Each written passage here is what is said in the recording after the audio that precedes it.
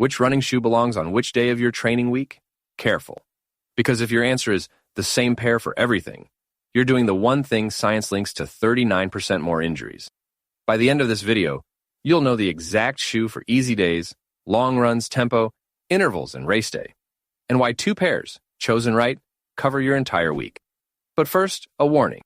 If you run every session in one single pair, like I did for years, you're making a mistake that scientists have put an exact number on. And it's not a small number. But here's the thing. When runners get injured, they always blame the same suspects. Too much mileage, bad form, not enough stretching. Then, in 2015, researchers in Luxembourg tracked 264 recreational runners for 22 weeks, and they found something nobody was talking about. The runners who rotated between multiple pairs of shoes had a 39% lower injury risk than the runners who wore just one pair. 39%. Not from stretching more, not from running less, just from not wearing the same shoe every single day. And here's the uncomfortable part. In that study, almost half the runners did basically all of their mileage in one single pair. Yeah, that was me too. One shoe every run, until my shins filed a formal complaint. And an injury doesn't cost you a run. It costs you weeks, sometimes the whole race you already paid for. So why does rotation work? Every shoe loads your legs a little differently. A bit more heel in this one, a bit more calf in that one. Wear one shoe for every run, and the exact same stress hits the exact same tissue, in the exact same spot. Every single day. Let me say that again, because it's the whole video in one line. Same shoe, same stress, same spot. Every day. It's like bending a paperclip in the same place, over and over. Bend 1, nothing. Bend 10, nothing. But the crack is coming. There's a bonus too. Midsole foam needs about a day to bounce back after a run. Rotate two pairs, and each one gets its recovery day. They last longer, and that's only half the problem. Because long before one pair injures you, it's quietly wrecking your workouts. Here's the idea that changes everything. Running shoes aren't shoes. They're training tools. A soft daily trainer and a carbon racer have less in common than a hammer and a saw. One builds your legs, the other spares them. Use the saw to hammer a nail, and you'll ruin both. Runners do the shoe version of that every single day, which means the question was never, what's the best shoe? The real question is, what is this day trying to do to my body? And which tool does that job? Now, the shoe industry would love this to mean you need 7 different shoes. You don't. Stay to the end and I'll show you how 2 shoes cover the entire week, and why the third is optional. But first, you need the map. Remember the training week from our last video? Easy days, the long run, tempo, intervals, strides, rest. Let's put the right shoe on every single one of them, which is exactly why we start with easy days, because they're most of your week. Easy days get the daily trainer, the workhorse, durable, stable, honest cushioning that doesn't do your legs' job for them. Our pick, the Mizuno Neo Zen 2, at $160. The follow-up to the shoe that won our Running Shoe World Cup. This shoe should soak up most of your weekly kilometers. And a good daily trainer lasts around 800 kilometers. That's the cheapest cost per kilometer in running. Now, here's the mistake I keep seeing everywhere. A runner buys one expensive carbon race shoe and wears it for everything. It's the best shoe, so it's the best every day, right? Wrong, for 3 reasons. Reason 1, a carbon shoe is built for straight line speed. At easy pace, that tall, soft stack gets wobbly and unstable. Reason 2, the plate and the superfoam do work. Your muscles are supposed to do on easy days. Same miles, less training. Reason 3, that magic foam dies around 300 kilometers. So every easy Tuesday jog in your race shoe is burning race day magic you paid $285 for.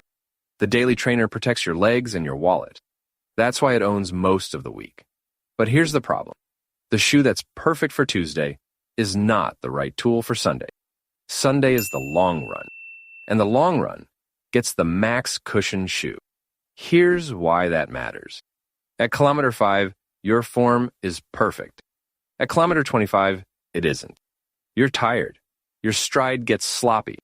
An impact climbs exactly when your legs can least handle it. A max cushion trainer is protection that kicks in late, when you're falling apart.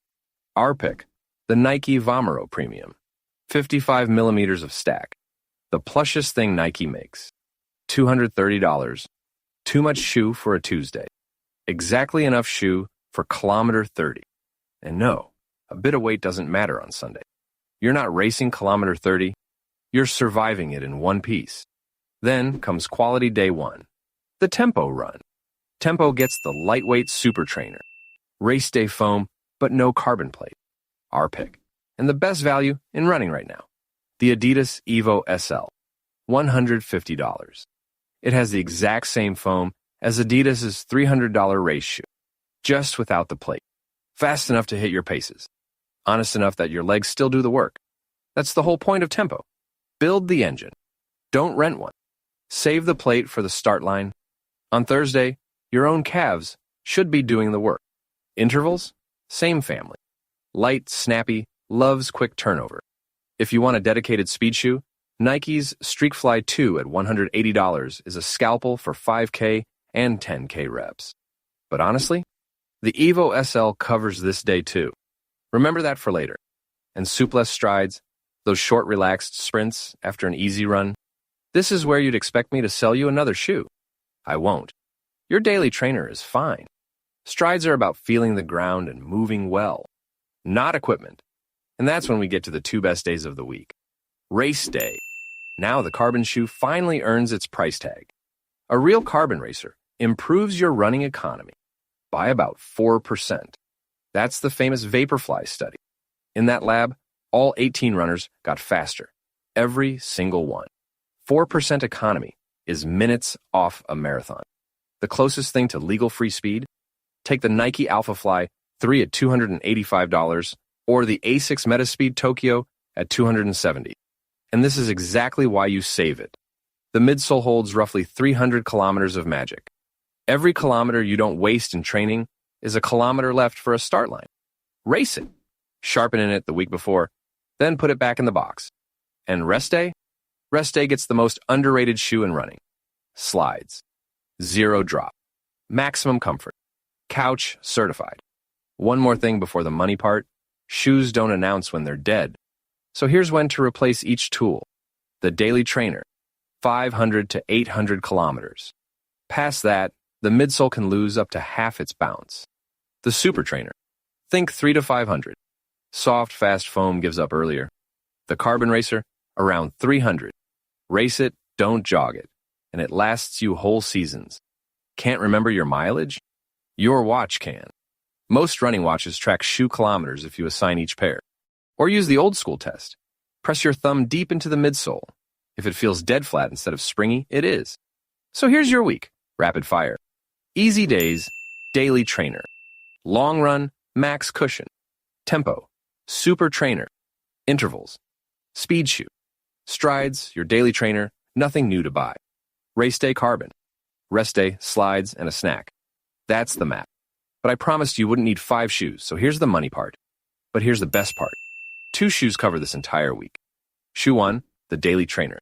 It takes your easy days, your long run, and your strides. Shoe 2, the super trainer, like the Evo SL. It takes tempo, intervals, and yes, it can even race. 2 shoes, $310 total, every day of the week covered. And because you're now rotating 2 different load patterns instead of hammering one, you just bought that 39% injury insurance for free. Rotation even saves money. Foam that gets its rest day lasts longer. So 2 pairs outlive 1 pair run into the ground. Want the ideal setup? Add 1/3 shoe. The carbon racer, saved for race day, and the final sharp sessions before it. 3 is ideal. 2 is enough. 7 is marketing. So do this tonight. Count your running shoes. And be honest in the comments. Type #1pair if you're running everything in 1 shoe right now. I want to know how many runners this video just saved. If the answer is 1, your next purchase is not version 2 of the same shoe. It's a second different shoe. A daily trainer if your 1 shoe is fast. A super trainer if your 1 shoe is soft. And stagger your purchases.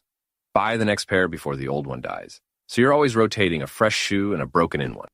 That single purchase changes your injury odds more than any stretching routine ever did. And notice what actually changed here. Not your training, not your mileage. You stopped asking which shoe is best and started asking which shoe is best today. The runners who stay healthy year after year aren't the ones who own the most shoes. They're the ones who assign them. This channel exists for one reason: to tell you which shoe is actually worth your money, not which one has the biggest ad budget. If you buy tools, not hype, subscribe. And the perfect training week video is the other half of the system. That one tells you what to run each day. This one told you what to wear. Watch them together and your week basically runs itself. See you on the next run.